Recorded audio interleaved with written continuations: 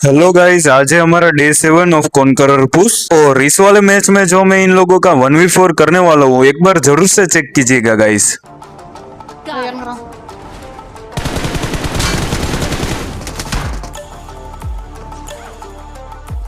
और गाइस यहाँ पे अपने एक नंबर भाई को ये लोग फिनिश कर देते और मैं यहाँ पे सोलो बचा था। और देखते इसका कैसे क्लच निकालता हूँ। अभी आप लोग गेस करो कि एक नेट से कितने बंदे फोड़ूंगा। என்ன ப்ரோ பண்றீங்க? अभी एक ग्रेनेड से 3 बंदे नॉक हो जाते हैं, लेकिन अगर मैं इन पे डायरेक्ट रश करता तो लास्ट वाला बंदा थोड़ा अलर्ट होता, इसलिए मैं थोड़ा होल्ड करके बाद में रश करता हूँ गाइस।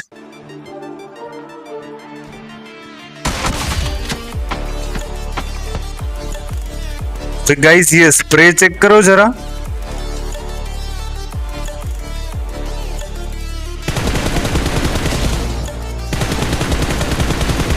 अब यहाँ पे इनका एक बंदा नॉक था और दूसरा भी अच्छा खासा डैमेज था, तो हम डायरेक्ट रश करते हैं, लेकिन हम यहाँ पे फंस जाते हैं और मर जाते हैं। कोई बात नहीं गाइस, अगर आपको भी हमारी कॉन्करर सीरीज डेली देखनी है तो सब्सक्राइब जरूर से कर लीजिएगा।